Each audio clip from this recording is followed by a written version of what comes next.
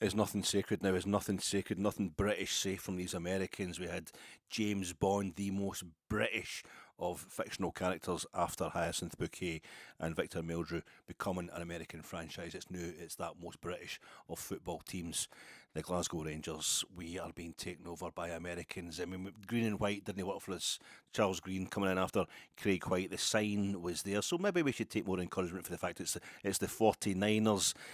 40. I'm assuming 49ers Enterprises. That's going to be 1949ers after the La Costilla Metallica. The Iron Curtain team. George Young, Willie Woodburn. Just no letting anything past them, and then you've got Willie Waddle out in the wing getting past everybody. That fantastic side we had the 40s, the 50s, in 1949 they became the first side to win the treble, the modern domestic treble of League Cup, Scottish Cup, and the Scottish title. So that's a nice way to get us on side until you find out that the 49ers haven't won the Super Bowl since 1994. 1994, that's 49 backwards, isn't it? Oh, the signs are there. It's the all-seeing eye. It's QAnon. It's stuff like that. The 49ers haven't won the Super Bowl since 1994, since the year the World Cup final was just up the road, along the road, down the road. I don't really know the West Coast that well. It was in Pasadena anyway, the Pasadena Rose Bowl, the final of the actual World Cup, the soccer World Cup. The Pasadena Rose Bowl obviously has, well, it has the Rose Bowl, doesn't it? But it's American football venue primarily. The 49ers haven't won this. That's absolutely ridiculous until you find out actually. I mean, they have the 3 times they've been back to the final, lost it every time. Bunch of losers. They are losers, aren't they? These San Francisco 49ers, until you find out that's actually the best. I mean, it's the new owners, they go at the turn of the millennium. They've been there for like quarter of a century now and have never won the Super Bowl. And these are the folk that are going to we think they might be involved in buying. No, we don't want to get involved with folk like they're a bunch of losers. But I've just spoke to somebody who knows about these things, and apparently the 49ers are the third winningest team in Super Bowl. Sorry, franchise. Did I say team? No, none of that. None of that anymore. It's all franchises. It's all business.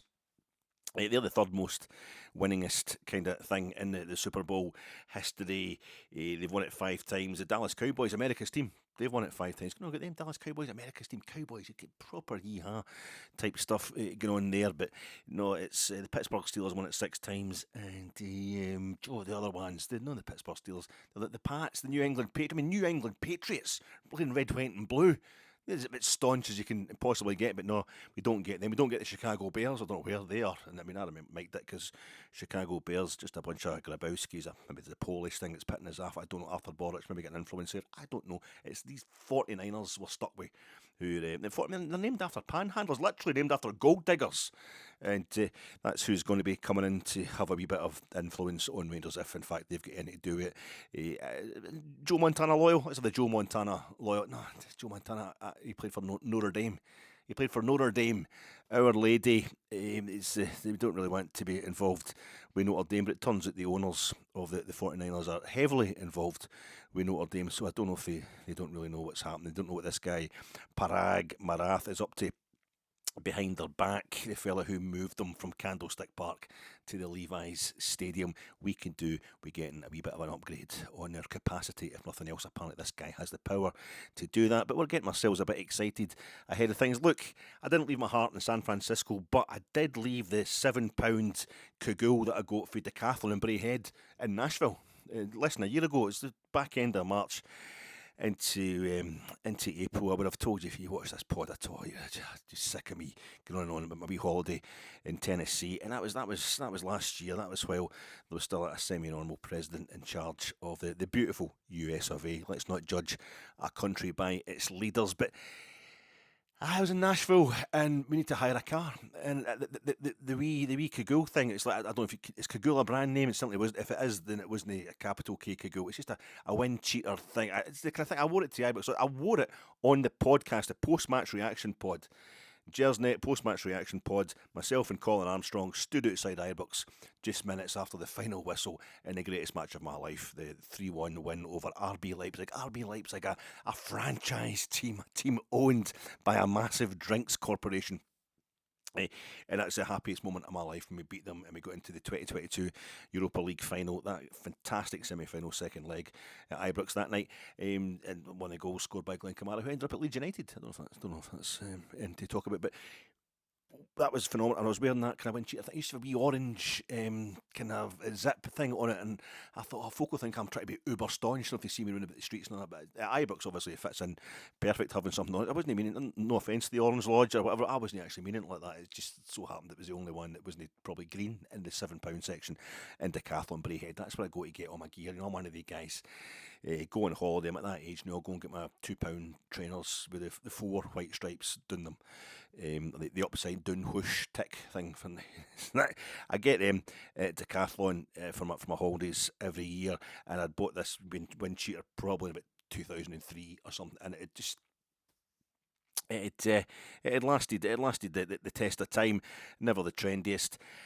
One of the things, if it wasn't cold enough to merit a jacket or a proper coat and all like that, but it was too wet, no to go with something over your t-shirt and attach a death of gold there.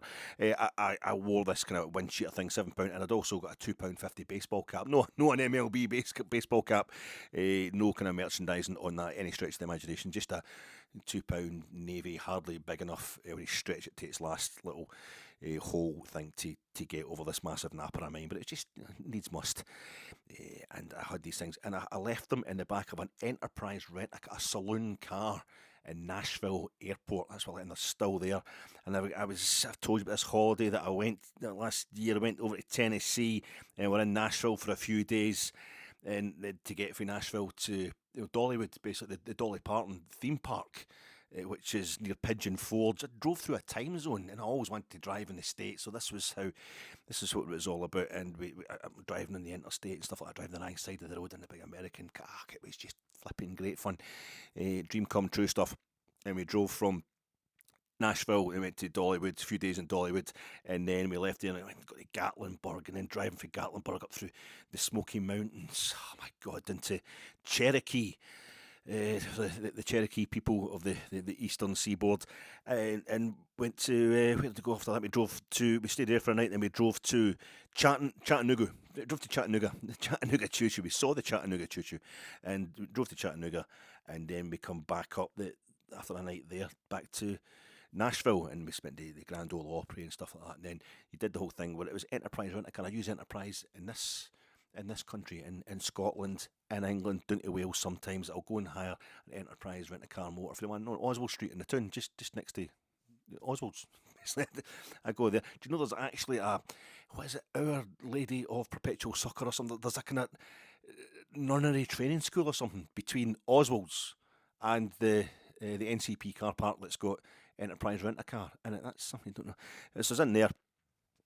I go in there all the time, and I built up kind of loyalty without really knowing it, and there's a chance for a discount and stuff like that. And I noticed, I'll use that in the States, and got the Enterprise rent a car. Enterprise, who are a foundational sponsor of the UEFA Europa League and probably the UEFA Cup before that, and I was in an Enterprise rent a car, and I picked up in Nashville, and I thought I'm going to go back to the wee higher place in Nashville that was reasonably near the hotel we'd been staying in Nashville, but we're going to a different place. We went to another hotel in the last night in Nashville when we come back to Nashville, which was near the Grand Ole Opry, different part of Nashville altogether, Music City or something like that, and Musicville, Opryville.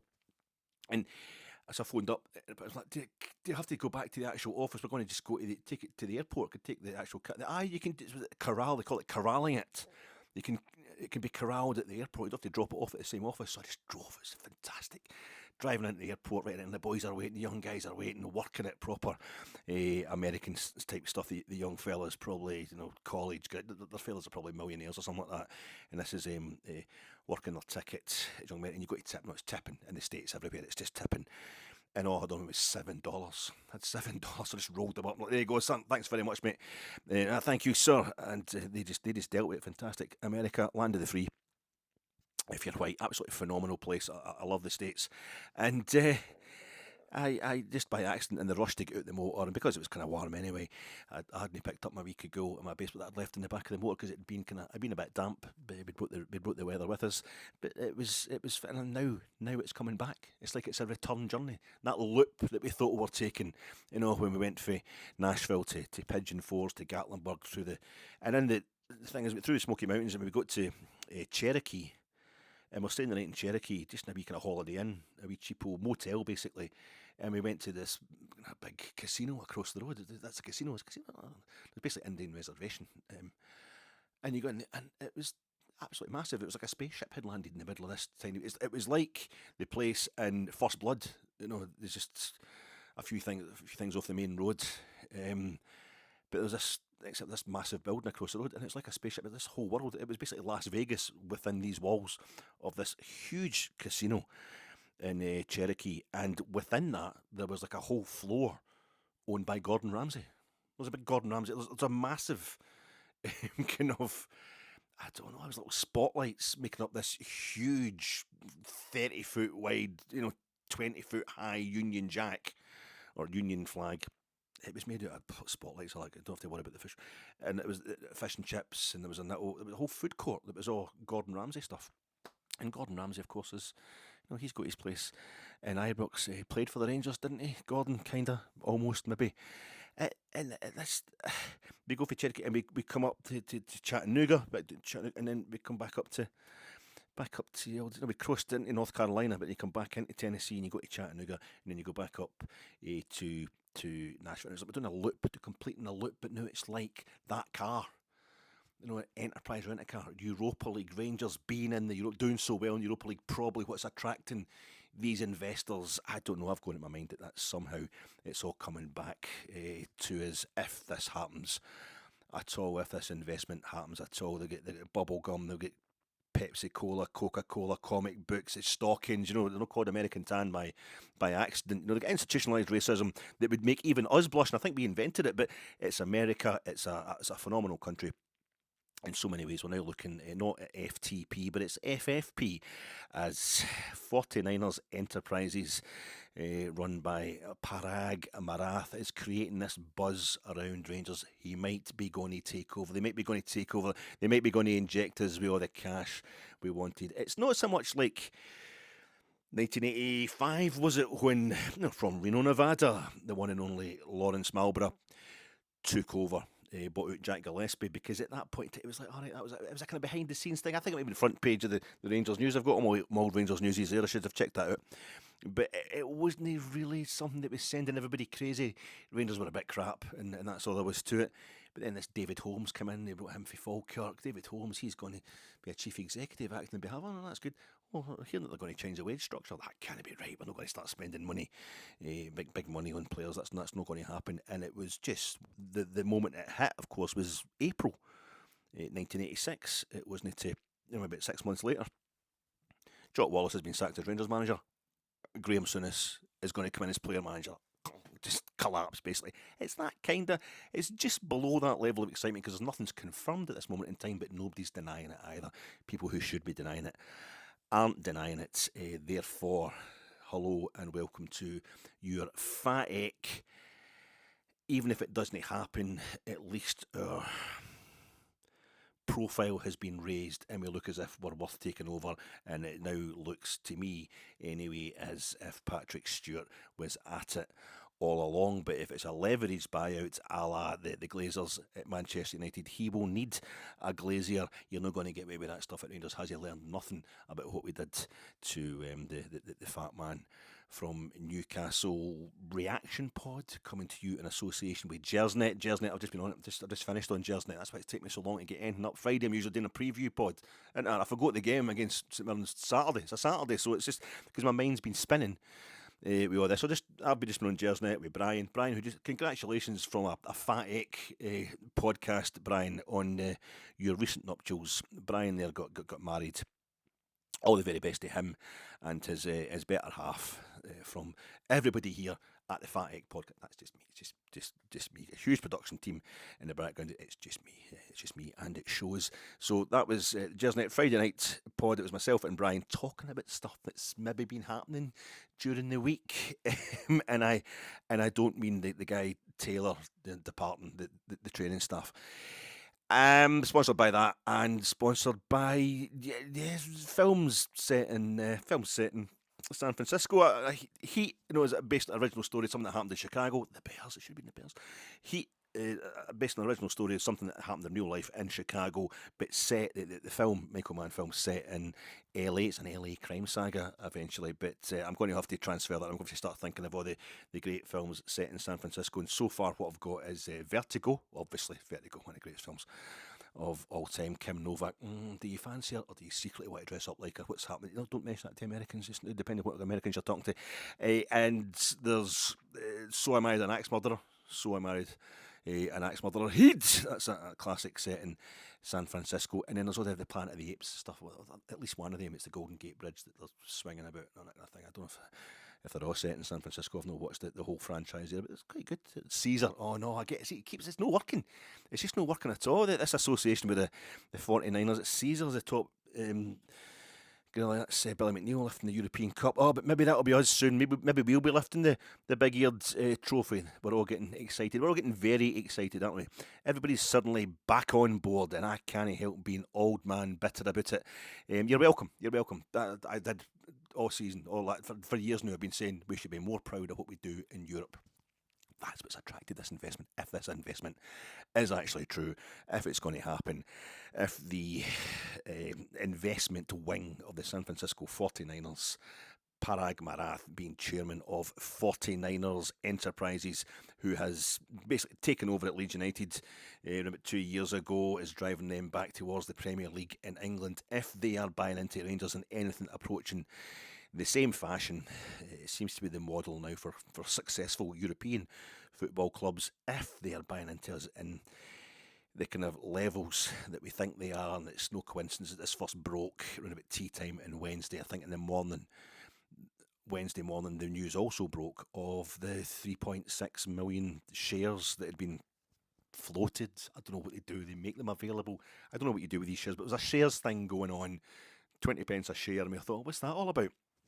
Is somebody, are we raising the funds to sack Clement? Are we, going to try and pay off a player or something like that? It's more likely to be somebody turning their debt into, what's the word for? I don't know. This is the problem. I don't know about the business stuff. But it looked like something was afoot, and then Patrick Stewart came out with his 13-minute video discussing the long-term planning, the way ahead, why Philip Clement wasn't going to be sacked as long as he remained in Europe. That would just be knee-jerk. That would just be short-term. We're going to get a sporting director in. Okay, that's fine. Just did a wee kind of 1.5 hour video and getting into that. As soon as I finished it, switched off the stopped recording, went to upload it. Oh no, Rangers are getting taken over. There's going to be everything you've ever wanted. Knee-jerkers is about to happen, apparently. So it's far from confirmed, and there's far from any guarantee to be anything other than him. Maybe just a middleman. Maybe the 49ers Enterprises, on this occasion, they've already got Red Bull into Leeds United, giving them some shares or whatever in Leeds United. Red Bull are sponsoring Leeds United. Maybe he's just getting used to doing that. There's a wee sideline for him, a sideline of a sideline. His main thing, of course, is getting the 49ers a new stadium, the Levi's Stadium. And we love that Americans can just knock up these 70,000 capacity stadiums in a year or so. Just get rid of the old one, move into that one, use that for 20 years, then we'll get another one. We could do a bit of that, I think, at Ibrox, but that's his main thing, is that the 49ers and keeping them at the forefront. They're one of the most successful franchises in NFL history, and that's a hell of a operation, the NFL, to be a franchise in. I think we've seen Kieran Maguire this week talking about how it's like $6 billion probably is what an NFL, for a particularly successful one, is worth. You see the wages that they pay to these players, that the fees that go in the, what is it, they have the thing that they buy all the players, the trading thing, what do you call it? No, it's on television, it's live, and the worst teams, the worst franchises get to buy the best players, and then there's all sorts of trading goes on. I can't remember what they call that. It's the American way of doing, the US way of doing things. But he's involved in all that, and then he's got this Enterprises thing, which is buying into European soccer through Leeds United so far. And maybe this is just another wee sideline. He's thought to myself, I quite like this Red Bull thing, and they've got a lot of different sporting enterprises have Red Bull, and he's decided that maybe he could get into just handing us over to Red Bull or getting Red Bull involved with us. Who knows? Who knows what's going to happen? But right now, it seems it's going to be a massive takeover. It seems like our major shareholders are they're going to get their money back, so to speak. They're going to get paid off. They're going to get the reward, which I quite frankly think they are due. But it's really funny how we want to headhunt, not in a good way, hunt the head of Douglas Park, just anybody, John Bennett, anybody who was stupid enough to put up money to try and keep Rangers going, to bankroll Rangers any point over the last 10 years. I think we had a few dodgy characters before that were very, very good at getting rid of. But these people that have basically kept the club going, it got 55, they got to another European final. They're just getting told every week that their runners into the ground and they need to go, and there's banners with their faces with red crosses through it, and people are making their avatars on social media about getting the red crosses through the faces of these people who've actually been bankrolling us, and they've kept us in Europe, and Europe has raised the profile. That's what it's all about. I mean, they see how the UEFA is going with the money for the Champions League, and then if you see Leeds United are a championship side in England, well, the Europa League, you win the Europa League, you qualify automatically for the following season's Champions League. So that's like the second tier and an equivalent size competition, if not a bigger competition, UEFA club competition, the Conference League being a third division, if you like. So they're doing the same with Rangers as they're doing with Leeds, but only doing it in a European sense now. Leeds could obviously qualify for Europe if they come back up into the English top flight this season. They lost it. They lost the playoff final at Wembley to Southampton last season. They're currently 2 points clear of Sheffield United at the top, going for automatic promotion back to the Premier League, so the English Premier League. And they play Sheffield United, who they're 2 points clear of, at Bramall Lane at Sheffield on Monday night. So maybe there's a wee interest in that now for Rangers fans. There's a fear that we could become a feeder club. We're merely going to become a feeder club for Leeds United, and they can start sending us players on loan and stuff like that. But I think it's more likely to be they're trying to get into the European scene, get the access to that Champions League money, probably, but at least Europa League. I think it's going to be Champions League money, isn't it? And maybe they're looking towards a European Super League and getting a foothold in that, and they need somebody. Maybe they think there's going to be more deregulation, yet at the same time more centralisation of the actual competitions themselves. We've got FIFA, Gianni Infantino, basically waging a war against UEFA, constantly expanding the World Cup to ridiculous proportions, and he's now expanded the Club World Championship to ridiculous proportions, because that's the only things he's got to fight the power of UEFA. The fact that most people think the Champions League is the best club competition in the world, certainly most prestigious, certainly the richest. So he's kind of having a go at it through that. Infantino is president of FIFA. He's got this Club World Cup going on this coming summer, which isn't kind of getting the momentum behind it. It's not getting the publicity from the fans that people think that they were hoping that it would. But it may be the way ahead. It may be the way things are going. When European club football started in 1955, the European club competition, as we currently know, is very exciting, but it was very exotic. It took a long time to get to even Germany and stuff like that in those days. It took a long time to get to France. It took a long time to get to just travelling about Western Europe. Never mind teams coming from Eastern Europe, but these teams were genuinely different. The players were genuinely foreign. The strips were genuinely different. It wasn't just a different kind of colourway of the same manufacturer. Everything was super exotic. Playing under the lights was exotic. People had only recently got floodlights throughout Western Europe, never mind through Eastern Europe. So I feel that the only equivalent of that now is when you start watching the Club World Championship, when you get the Copa Libertadores finals live on television every year, like the way it used to only be the European Cup final, a European final that was live on television. You wouldn't really get semi-finals or quarter-finals. And the night Rangers won the Cup Winners' Cup 1972, Scotland were playing Wales at Hampden, and it was a British Home Championship game or something like that. So they wouldn't show it live on telly. But Rangers won the Cup Winners' Cup. Scottish teams have only won 3 European trophies, and one of them was Rangers winning the Cup Winners' Cup final in 1972, beating Moscow Dynamo in Barcelona. It wasn't live on the telly. It wasn't live on the telly because it was a relatively meaningless international going on at Hampden. It didn't want to affect the crowd. So that's what it used to be like, and I feel as if it's the same now with South American football. Maybe even you've got the A-League going on in Australia, and Japan's got a good domestic setup, but it's that kind of exoticism that I've heard of River Plate, I've heard of Boca Juniors, I've heard of Estudiantes de La Plata, Peñarol, Nacional. I've heard of all these clubs, but it's great to actually see, Sao Paulo, Santos, Flamenco, Fluminense, to see them on it. It's quite a thrill, It's to see actually you get to see them maybe once if they make the Copa Libertadores final. That's really quite exotic. So it's the same thing. So maybe that's what's the next step. Maybe it's not going to matter that we come from a country of only 5 million people. So that's what UEFA look at in terms of demographics, and they just somehow managed to sort out the seeding to go along with the amount of people that are in the country. In the 1995 Champions League final, before the 1995 Champions League final, Ajax playing Milan. The Champions League final that was won by the Patrick Kluivert goal to 0. Milan, the holders, in the announcement before it was, Ajax need to win this to qualify automatically for the following season's group stages. To qualify for the following season's Champions League, Ajax are going to have to win this. They have to win the final. They have to win the thing. That was the only way they're going to go straight into the following season's group stage. I mean, they won the Eredivisie, they won everything. But that's what they're going to have to win. Whereas Milan were guaranteed to go straight in because Silvio Berlusconi, massive league, everything. But Blackburn Rovers, who had just won the English title and had played one European tie ever, and they were beaten by Norwegian part-timers. That Swedish part-timers. They were Scandinavian part-timers.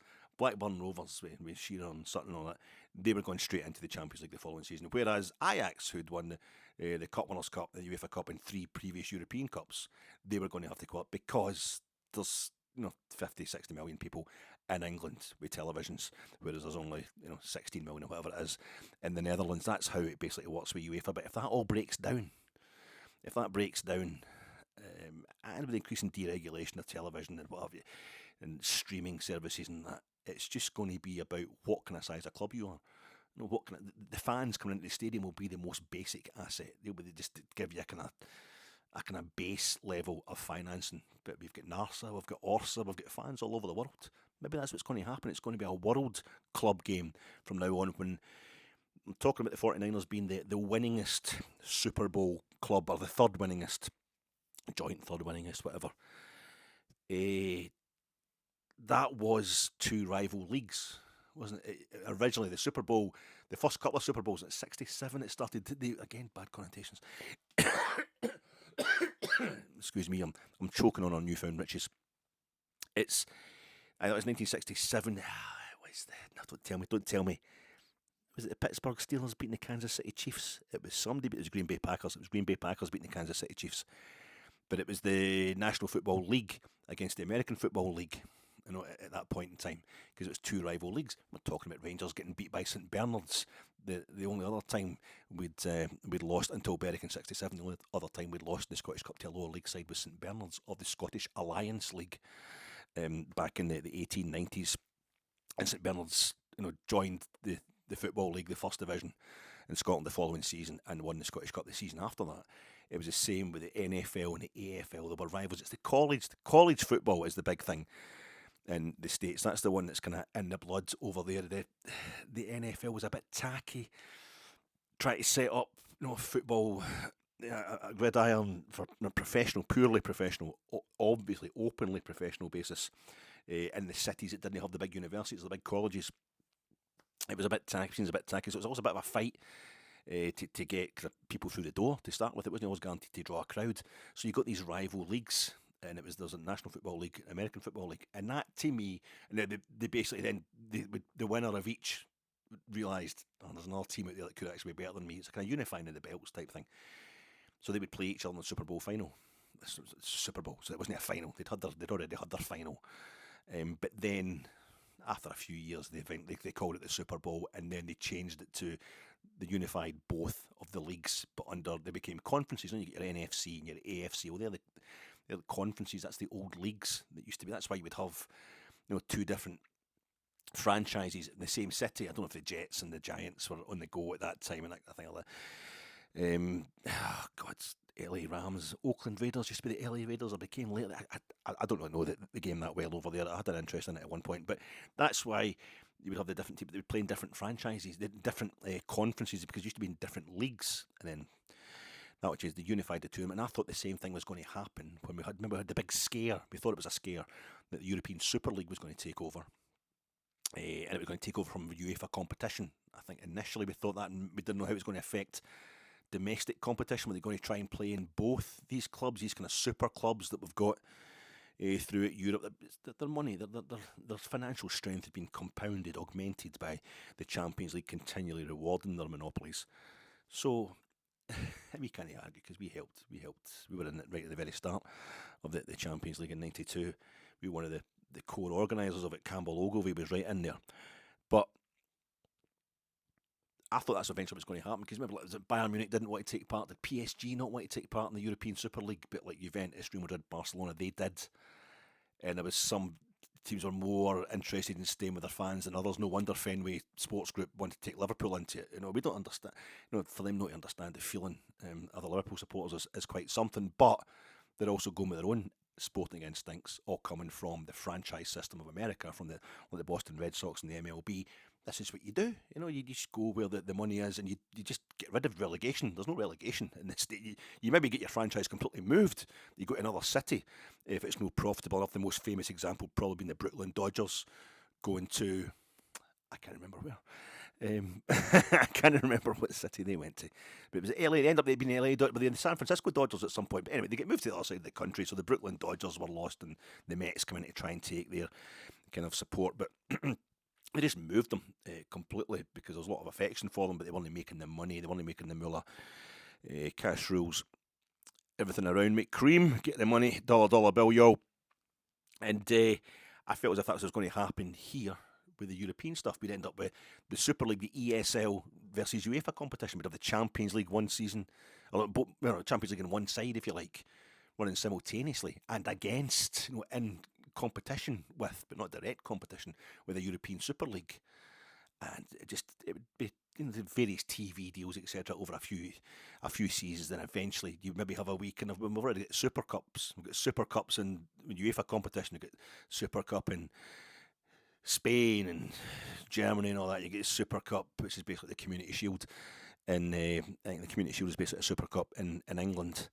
So they would eventually just have that for the EF, the European Super League champions versus the Champions League, the UEFA Champions League champions. Have that for a couple of seasons. That'd be your Super Bowl of soccer. And what's his name? Alexander Cheferin, the president of UEFA. He got that job on a ticket of promising to have the Champions League final in New York. He was going to, no longer European. From that moment, let's no bother. Let's slip it. It's funny how European has slipped out the title of all the main European club competitions. It's the Champions League. It's the Europa League, but it's no European, and Cup is certainly, the first thing to do is slip the name Cup out of it, so it's leagues. It's all leagues to stave off and break away Super Leagues. Conference League, to take away the notion that it's possible to get knocked out by a team much with less money than you, from a smaller country than you. And then the Europa thing, the Europa Conference League, no, it's a UEFA Conference League now.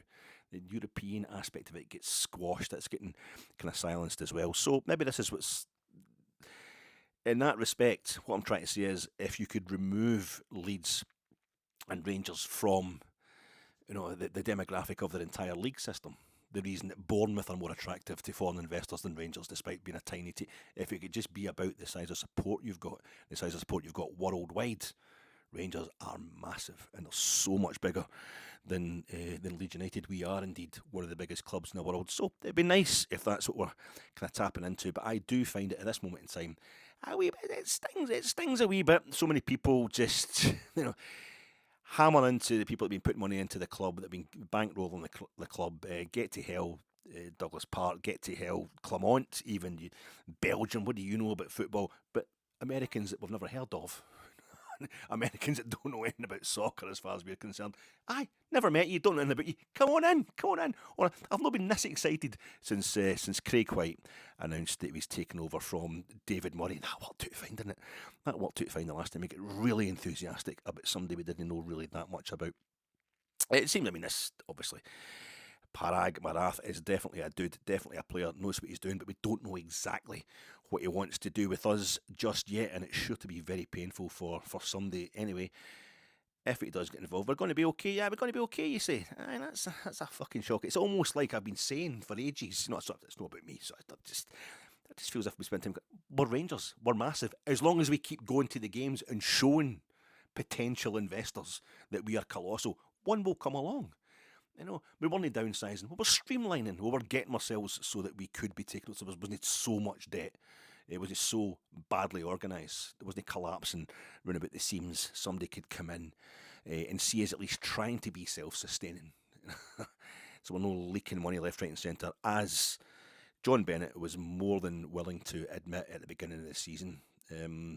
and he's one of the main guys needing to get his money back, and he is due. I'm not somebody who particularly trusts businessmen, but we've done the best we can possibly do with the businessmen that have been running Rangers, that have got us at 55, that stopped Celtic winning 9 in a row. Though at the time, it was more about us seeing that Rangers could be champions again. They got back into the Champions League group stages. As bad as it turned out to be, we did that again, and there was this chance of some serious money coming to the club, so we can bridge the gap between ourselves and Celtic domestically. Aye, you can stuff I've seen a lot of American Revolution pattern. It can't be the American Revolution at Ibrox, because that's seriously unstaunch. The American Revolution was Republicans fighting against the British, beating the British. We can't have that. That's seriously unstaunch. And this, I get Make Rangers Great Again. It's a good pun. It was a fun banner from the Union Bears and what. And in the 1930s, folk were making a fool of Hitler. They thought Hitler was really funny.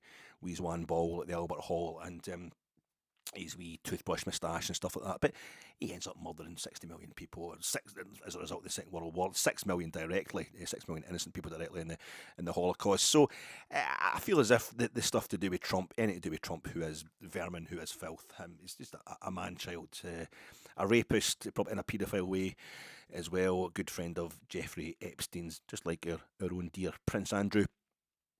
You wouldn't have him in the house, you wouldn't want him anywhere near your wife, your daughter, your mum, your auntie, whatever. He's absolute vermin, a man-child, a failed businessman, a con man. He's telling folk to inject bleach into themselves to cure COVID. It's a fucking monster.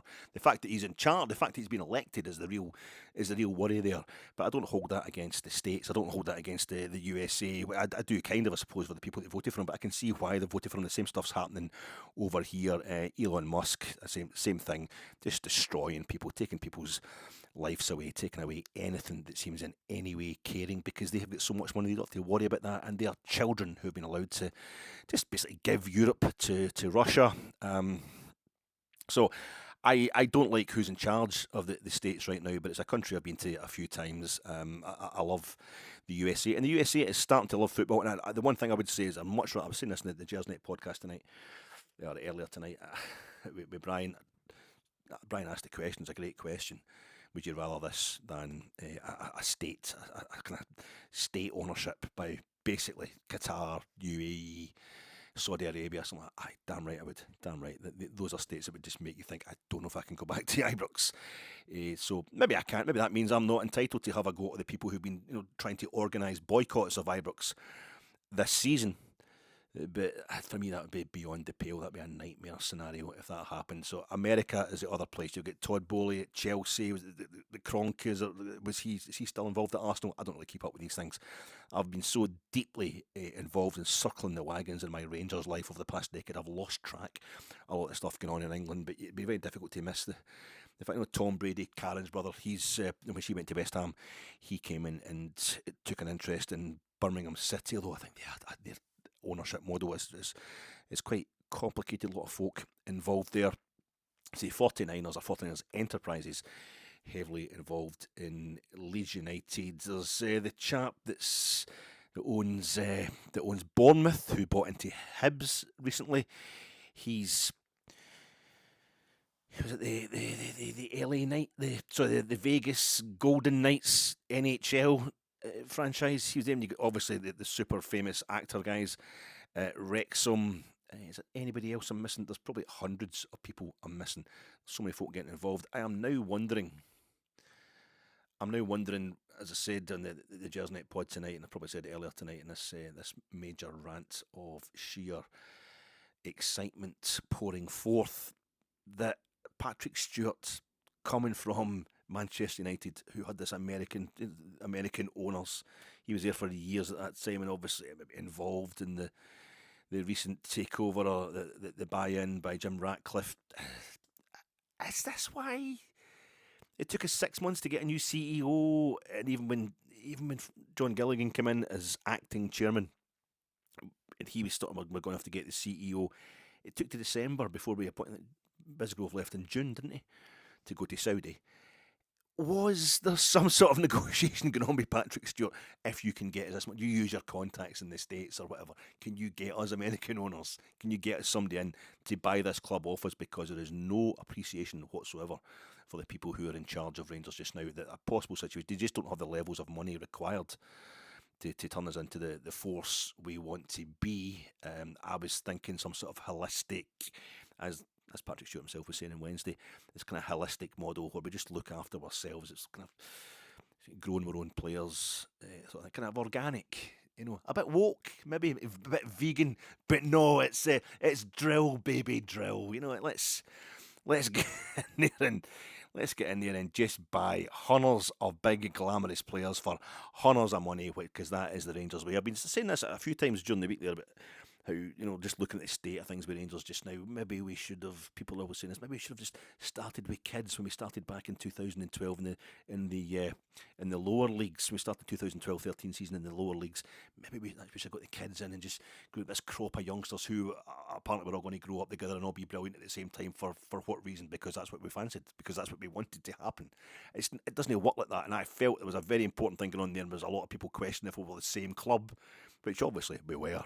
I think we obviously were, but it's unfair for me on those who weren't allowed to be that. I always look at Airdrieonians, whatever. You would look at, is it I've got one behind me somewhere, the Scottish Football League Review. There's this one. Oh, that's for 1992-93. No, that's not. But you go into the sections on the clubs. That's Clyde that I brought up there, and it gives you all their honours and what have you in their stadiums, their record crowds, that kind of thing. Gives you wee stats on each club that was in the Scottish Football League, as it was at that point in time. But it then became the League Review, and there was an SPL review and something like that. But I remember going to the Airdrie page, or Airdrie FC, whatever it was they became, and their history was Clydebank's history. That's disgusting. It's just horrible. And I remember them losing to Albion Rovers, but 6-2. Albion Rovers beat them, scudded them at Clifton Hill once, and I thought that's what's going to happen to us. And we get beat at home by Peterhead, and we get beat at home by Annan. I thought, is that what's going to? You're just never going to get back to being the size of club you were. Airdrie, 4 times they finished second in the top flight in the 20s. They won the Scottish Cup. They're Hughie Gallagher, a phenomenal, absolutely phenomenal club, and phenomenal history, class strip as well. Really, really proud club, and I had all that stripped away. I felt as if they should have been allowed to keep their history. It's not a case of, I'm just making up the rules as I go along. But there's also, luckily, I wrote an article for When Saturday Comes magazine, years ago, 2010 or something, about seeing all the clubs that had played in a European final, and somebody got in touch with me, Jess Cully, absolute legend, and he said, it was in the letter section of the next magazine, the following one, next edition of the magazine, you can't be seriously saying that if you go and see the current Fiorentina or the current Fulham, because Fulham got to the 2010 Europa League final, that you're seeing the same clubs like before they went through all the financial troubles and the company name changes and that. And I just, so that I had to answer. I get the chance to answer Jess, and it was the following month again, letter section in When Saturday Comes. But there's a big letter from me published that just says all the reasons that I believe it's the same club. Despite the financial troubles that the holding companies went through. Unreal. I didn't realise that in 2 years' time I'd have to cash that in for my own flipping club. I should dig that out somehow. But I feel as if we definitely were the same club, but we to then suddenly start a different kind of player trading model, for using a current en vogue expression. We were just getting young players, and we'd stop buying the big name players for the division we were in, which is what we'd been doing for years under David Murray and just as Rangers, basically. That's the way ahead. It's always been the way for it. It's always been the Rangers way. This idea that we're the dour Presbyterians, the establishment club, and Protestantism, and we're basically uptight and bullshit. The Iron Curtain, the dour defensive side of the 1949. Bobby Brown's laces. Bobby Brown bought new laces for every game he played. He's like a film star, Bobby Brown. He could have married Whitney Houston if just at the age he was at the time when Whitney Houston was around. A blonde bombshell. kind of PE teacher. I mean, totally built, totally glamorous. Got the golden. It wasn't the yellow Rangers goalie's jersey. It was golden when he wore it, and he'd have the brand new. That was his thing. He always got a brand new pair of socks for his boots that were pristine white because he wanted to look the business. That kind of summed up what Rangers. Willie Waddle and all that, Can you buy Willie Waddle? The Waddle and the Noddle, the Diddle and the Doddle. It was just. We've always been glamour. It's always been big names. We've not always had the money to do that. We've been through some bad times, but this is what we do. This is how we identify as a big, powerful sports club. We're not going to have that. Even if this mob come in, 49ers Enterprises, and hit us with major investment funds by our own standards. If they give us everything we're looking for, enough to knock Celtic off top. The players Celtic have just now, there's nobody there at the level of Henrik Larsson. You can argue that Furuhashi, who they sold as soon as they got a good offer for him, is phenomenal goal scorer, etc. But they're not going to have the same level. Celtic don't even have the same level of stars that they're used to having. There's never been a Paul McStay. Scott Brown and Callum McGregor are winning lots of trophies and what have you, but it's not the same level of legendary kind of star status as even old Paul McStay had. And I think it'll be the same thing. That we're going to be able to get a lot more £4 million, £5 million players probably than we're used to, and maybe selling them for £6 million, £7 million. That's the kind of level. But we're going to hopefully just be in the same kind of markets as Celtic, and maybe just pipping them to a few players or getting players that are just a slightly bit better. That's the way. If we can manage to do that, that's how you'll end up winning titles. It's not going to be like when Lawrence Malber took over, then 3 years later David Murray comes in and takes over, and we're buying Gascoigne and Laudrup, or people comparable with that. I mean, even getting like Graham Roberts, Chris Woods, Terry Butcher, that'd be like getting a hold of Jude Bellingham or Harry Kane just now. It's impossible. So everything's moved on. But at this point in time, I think what we'd be getting is just the ability to get a few more Glenn Kamaras and stuff like that. A few more Joe Aribos, and maybe hang on to them a bit longer. Maybe trade them a bit better as well. Aye, Patrick Stewart. You've got to have an Irish name. Certainly it makes sense. But you've got to have an Irish name if you want to do business with Americans. Holistic, organic, drill, baby, drill. Let's just get in there and do it proper MAGA style. And the style we've always wanted to do it. I shouldn't really make jokes at all about MAGA because Trump is utter vermin and is going to end up getting us all bloody killed just for his own entertainment if nobody sorts him out. Yeah. I was talking in Jersey earlier tonight, and I'm sorry this is the problem when I come at. I'm going to end up repeating an anecdote, but I'll give you a bit more detail. I was in New York in 2002. It was September 2002. The first time I'd been to New York, holiday with my wife, and just by sheer coincidence, by sheer luck, in our case, ended up at the Feast of San Gennaro. Went down to Little Italy, where kind of did the village, and then Little Italy. You don't know if you watch Will and Grace or old episodes of Will and Grace. There's I think it's the external shot they showed to make out that they're now in Will and Grace's apartment, and the apartment it's supposed to be in, the building it's supposed to be in, this kind of red brick building, and it's got a big gold cherub outside on the kind of corner of the building. Is it in a top hat? Am I just imagining that? I don't know. But it was that street. Was it Mulberry? I think that's Mulberry is the street. Kind of Little Italy, the village, that kind of area. And we're in there, and just next thing, I'm thinking, I recognise that music. There's little stalls, every little market stalls. People were giving me a hey, big fella, want to come in and have a shot at the Skittles and all that, and it's $2 a go. What is it? It's the Feast of San Gennaro. The Godfather. Godfather 2, when De Niro playing the young Vito Corleone is killing, he's tracking down, following, and he's killing Fanucci. That big kind of tracking scene, that's the Feast of San Gennaro. I know, kind of Neapolitan religious feast, saint, whatever, being celebrated there in Little Italy, and we were on that street, and I was like, I don't believe this. It's just I didn't realise it was in September, and that's just when we happened to be there. And at one point, we're sitting a wee kind of outside a bar, funnily enough, just to see what it's like, drinking and stuff like that. And there was this older couple, and if you go anywhere on holiday and there's American tourists there, you'll find that the older white ones, old white American tourists, they'll just come up and talk to you. Just if they hear your accent, they hear you speaking English in a funny accent, they'll just come up and go, where are you from? It's usually the woman going, yeah, where are you from? And you Glasgow, all right, okay. Yeah. And they just walk away, something like that. Just no shame whatsoever. It's quite good. It's nice. I like it. And this woman was no different. She's maybe mid-60s. I think she's probably in her 70s.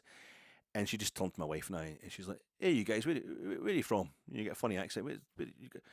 And Glasgow, stay in Glasgow, but I'm from Ayrshire, and she's from because we did the Scotland thing. She's like, "Yeah, I know that, but whereabouts in Scotland?" Wife's from the East Coast and blah blah blah. And we're just chatting. She's like, "Oh yeah, he's."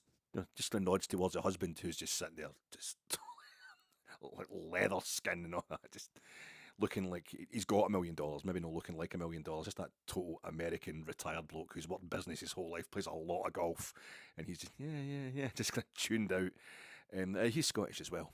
All right, when did you come over? When did you come over to America? It's the 1790s, and it's just we shouldn't kid ourselves on that this is going to be something that's always going to take us into a stratosphere above Celtic. If it's maximised, if we get all our dreams come true with this potential takeover, the the desire to stay attuned to the old country. You know that whole thing that America's used to get in modern studies. America's not the salad bowl it wanted to be. It's not the melting pot it wanted to be. It's a salad bowl. All the different ingredients remain separate almost, even though they're all mixed in together in the one country.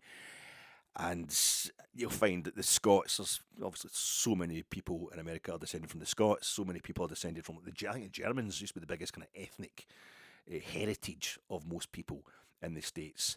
And a lot of people decided in around about the 1940s didn't want to have German heritage anymore, but the Irish. If you go to sports, the sports crazy nation, and you can't have sports without having beer. You can't be watching sports without beer. It's all about the drink. It's all about the fast food, the cheesy burgers and what have you.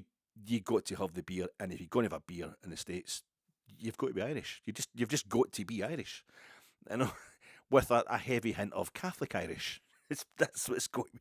Notre Dame, and everybody is going to get Irish to get a beer. Oh, the bars. It's actually quite insulting to the Irish people in many ways, but that's the thing. That's the diaspora that's most easily identifiable. If we were to move into a wee kind of financial bracket just above Mr. Magners or whoever it is that's in charge of Celtic, who's putting the proper money into them just now, and we start thinking, oh, this is it. They're never going to catch us again.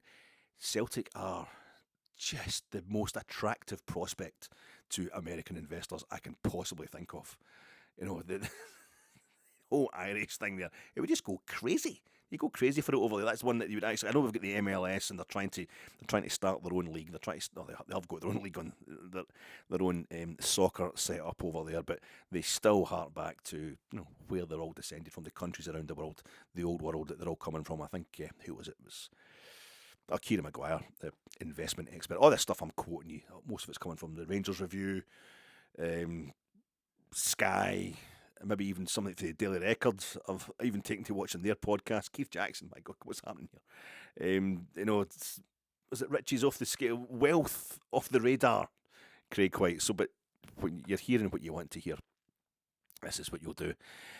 But I feel as if it's an open goal actually for Americans to come in here and just go for Celtic, to get behind them. So we need to make sure if this is going to happen, get it in, get it done fast, get ahead of Celtic as quickly as we possibly can, and really enjoy it while we can. And these people could destroy us, could turn the club inside out, and just love us and leave us when they've made their money. So we need to get, the main thing for me is getting Ibrox expanded. This is all, it's all hypothetical. It could turn out they're just, as I say, it was just a wee look at our books. I think this has been happening with this internal review using an external agency, external consultants, who it's been revealed by various people all over the internet that it was Sportsology Group, the Sportsology consultants who have worked with the 49ers in San Francisco or worked with the 49ers enterprises, are very closely related.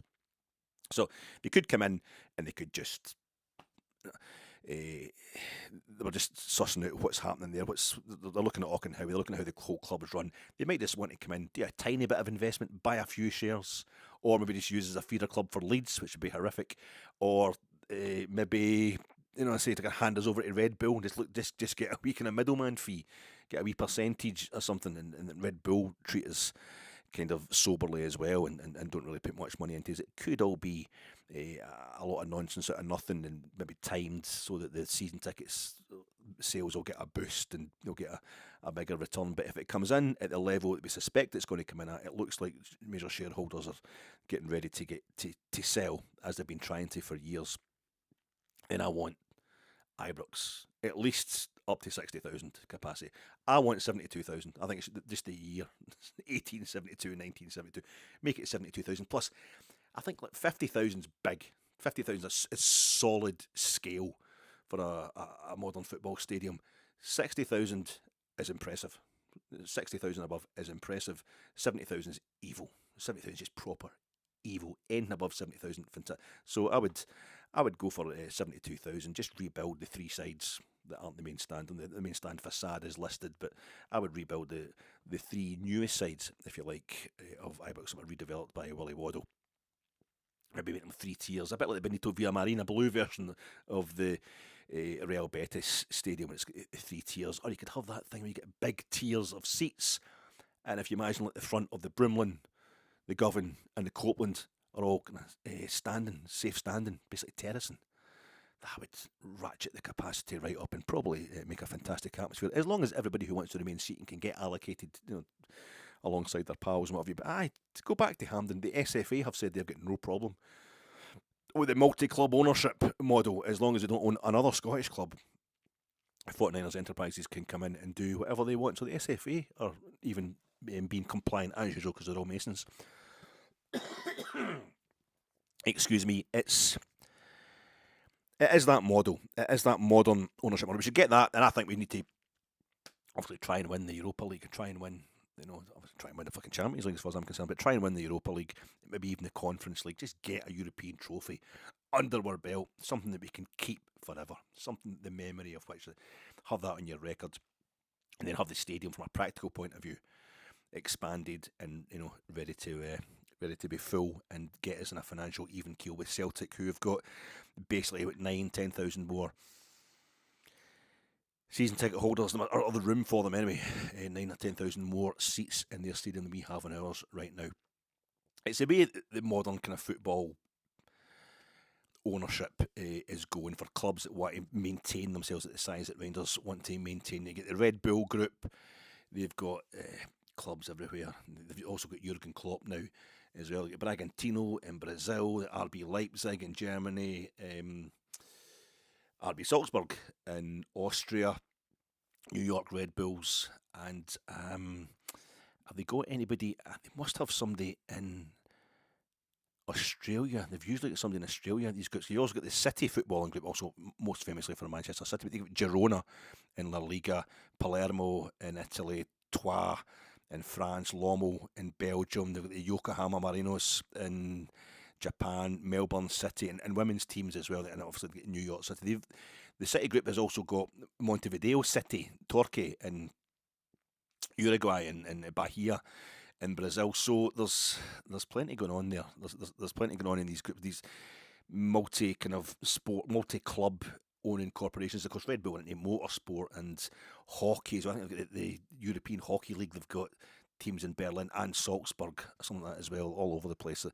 They're heavily invested in sport. It's Bill Foley is the fella who owns Bournemouth, who's also invested in Hibs. And we had, what do you call him, Tony Bloom, who owns Brighton. And Hove Albion also owns Union St Gilloise. And when Brighton and Hove Albion get into European competition, due to the recent success under him, that's then when UEFA stepped in and started exercising their, rules against multi-club ownership for competing clubs in European competition. So Tony Bloom, there's a fella who owns 99% of USG, and I think he's Tony Bloom's personal assistant or something like that. It's nakedly, he's just the face of the operation. Tony Bloom still owns Union St Gilloise, but he's handed over one of his kind of work proteges. The guy's Brighton. He's born in Brighton. The fella who owns Union St Gilloise and owns 99% of them. So yeah, it's get roundable that as well. If we were to get Leeds again in Europe for a third time, that wouldn't be a problem. We'd work our way around that. Just now, we have got existing shareholders who must be bought out, or some of them, we've got to get to 51% for a controlling interest, 35.9%, that's a straight off Sky, 35.9% of Rangers is owned by minority shareholders, so under 5% each, so that's me and my mum. 12.9% of our Rangers shares are owned by New Oasis Asset Limited, Dave King, and he's always had plenty to say about his shareholding.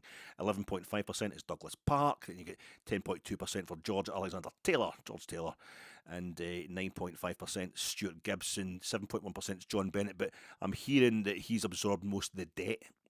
Rangers are in 17.2 million loss we made in the last books were put forward at the AGM.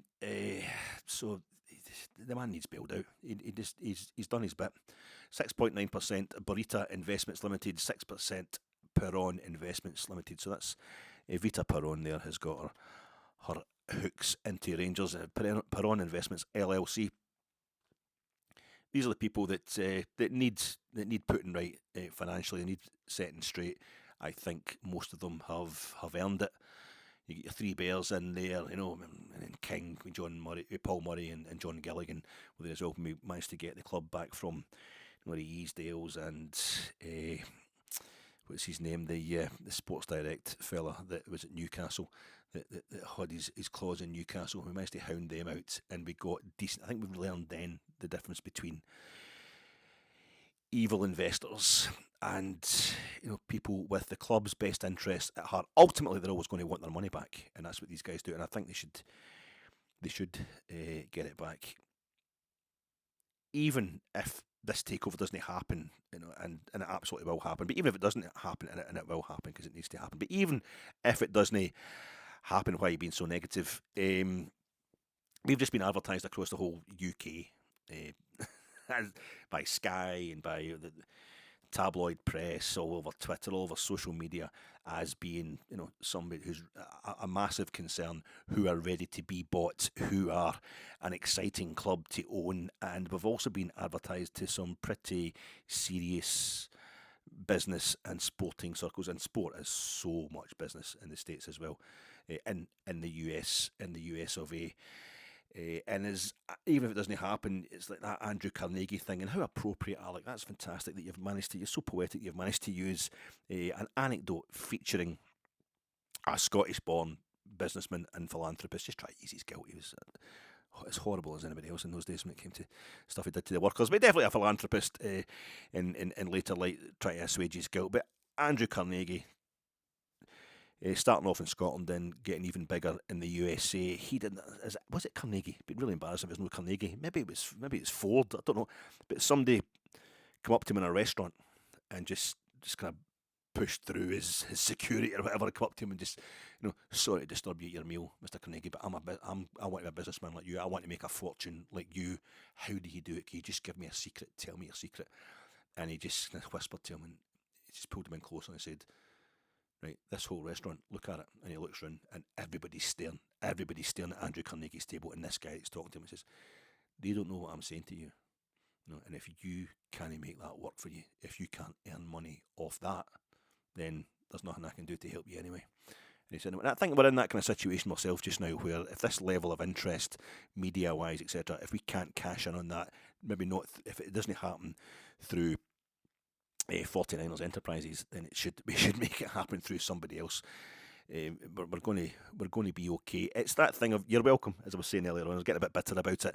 I've been saying we will be okay as long as we keep hanging in there. If to do it in a self-sustaining way, it was probably going to maybe we get through the Champions League qualifiers, an extra round of Champions League qualifiers next season, and Celtic don't. Celtic mess it up. The playoff stage, I think the champions of Scotland go into next season. They don't go directly into the group stage, something like that, and then it catches fire, and we do it again the following season. We end up, we get into the group stage. It'd be a bit of a miracle, but that's what's going to be required. Just now, and these things do happen. We saw it happen to a certain extent under Steven Gerrard, getting us through the 4 rounds of qualifiers to get into the Europa League group stage, and then we end up in the European final in 2022. These things are possible, but I think we need to be able to make that happen. And I think we might need to learn who has our best interests at heart. I know all businessmen are businessmen, they want paid, and I don't really trust them ultimately, but Jesus, if the kind of strange misfiring militancy and lobbying versus the board had got any worse, let's boycott Ibrox. Let's not spend any money in the Rangers shop and stuff like that. This Rangers fans going out and telling don't go to watch Rangers because you've got. I don't know what happened there, but if that had get any worse, no one was going to buy us. No one's going to buy us. Um, it's a flaw I think exposed by our sudden historical love of Americans we've never met versus the contempt for those who've bankrolled us for a decade. But I think like David Murray for example, it was I know the only thing David Murray could do to cancel out what he did for Rangers was what he eventually did. We have to blame him for the club, the holding company getting liquidated, but that's to misremember a lot of the stuff that went on. David Murray was there for the best part of a quarter of a century, and in that time, all the stuff. When he went to Rangers, I would be 19 when Murray took over from Lawrence Malborough. So basically, he was there for he got his 9 in a row and a few more titles on top of that. Couple of trebles. He got us to their first European final in 36 years against somebody who he'd also in that final we lost to Dick Advocaat's Zenit St Petersburg. So he obviously knew a manager as well. Did David Murray? He was a guy that put Walter Smith in charge twice. He got us the closest we ever got to winning the European Cup, to winning the big one, to winning the Champions League. The first Champions League, a goal away from the final. It's the best we've ever done in the one European competition at that point, which pretty soon we hadn't reached the final of. And built the club deck, filled in the corners, pulled the pitch down to give us more seats. And Ibrox changed the seats to blue, all blue, which looks absolutely splendid. Got the scoreboards in there as well. That it completed the rebuild of Ibrox from the stadium that hosted an actual disaster in the 1970s. He completed the rebuild that Willie Waddell had started, and he did it so tastefully. And it's so it was phenomenal under Murray. And a generation of Rangers supporters still basking in the memories of our 9 in a row, and which was a Celtic record when I was growing up. And they made it our record as well, and took us so damn close to making it 10 as well. And Paul Gascoigne, Brian Laudrup, these people, you kind of love them and think they're icons, but separate them from David Murray. And he was being told he had to get out. He's been told he had to go. He had to go. He was getting hounded out. He was trying to get us decent owners, as far as I'm concerned. He was trying to sell us over to people who were going to look after the club, and they weren't available. There was nobody wanting to buy us. Nobody else wanted to buy us. But Murray was getting told every time he announced that another, prospective owner that they couldn't trust him or whatever. No, you've got to go. He was absolutely hated, Murray. So it gets to that point when he's eventually got to say, we could all see, MDB eyes could see that Craig White was an absolute con man. A sociopath, basically. But he still doesn't get the blame. He still doesn't get the blame. It's people who do the most for us that we hate the most at Rangers. That's got to stop. That, to me, has got to stop. And I feel as if that's a lesson to be learned. I'm not trying to say that Murray sold us to Craig White just to piss us off, as a bit of revenge or whatever, but it just got to the point where Craig White could turn around and say, this is a plan, that. And it's all approved. He passed the appropriate tests and what have you. Then he's got. We're going to sell to him, and that guy, he deliberately, actively destroyed the club. But it's David Murray that everybody hates, and half of them were at Ibrox because of David Murray. And we have this thing just now where John Bennett, I was kind of sticking up from the summit. It was a terrible situation for us to be at hand, and it just wasn't right. But it's for the best of reasons. There was people, Rangers fans, who didn't want, and someone expressed it, in tweets and what have you. They didn't want the disabled section in the Copeland Road. They didn't want better facilities for our wheelchair fans, our wheelchair using fans, because that was going to cost us players. And but we need to be winning on the pitch instead of spending money on this kind of woke pish. There's people in wheelchairs getting soaked, sitting out in the trackside where we're all sitting in perfect comfort under roofs and what have you. It was an absolute disgrace, and for John Bennett to make sure that get done, I know it was, we were embarrassed about it during an AGM a couple of years ago, but the work did get done, and well, the man's ill and he's paying all this money to service our debts. Can I get the player trade model going at all? And admits as much. I think to get that done first was absolutely phenomenal. That's the kind of stuff we need to do. New Edmiston House, far from perfect. No, but at least we've been trying these things. We've been getting these things off the ground. Eventually, overpriced, too late. But that's how it happens when your entire infrastructure has been ripped out a decade earlier. And I felt as if that was the thing. Rangers for me is a community. It's a club. It's a club in the true sense. We all get together to a sense of community to get on with each other, but no, apparently for so many Rangers fans, if we're no winning every trophy in Scotland, if we're no challenging for every trophy in Scotland, I'm out of here. That's a hate towards our own club has been the way for so many fans to support our club. It's something that when I was a kid was glory hunting, was I see you later, don't come back, you got to love the club for its own sake. I know we're very closely associated with winning lots of trophies because of the size of our support, but aye, I think that's something we've got to learn from in Europe. As I say, that's the way ahead. And it's also, I've seen our European achievements slagged off. Even Gio getting us to the Europa League final, and that doesn't count. If we're not winning trebles here, if we're not winning, that's a complete misunderstanding of what the rest of the world sees when they look at a football club. They see the continental achievement, and for us to be doing what we're doing in Europe is amazing, and I think that is what has attracted this investment above all else, as well as the fact that by and large the season tickets are sold out and the stadium is generally full, and it's an ongoing advert. I said that at the time, that back cam and the underside of David Murray's club deck roof. Sorry, I'm being deliberately annoying here. I'm just being a bit immature. It's been an emotional week. That's an ongoing advert for the size and the scale and the passion of our club for investors, and hopefully foreign investors. If it doesn't go through, this has raised our profile again and shown you that there's always, just around the corner, there's always a way out from whatever woes you might think you have at Rangers. It has always been Rangers for a while, Celtic for a while. No, it's never been, Celtic winning five and six trebles in the space of 7 years.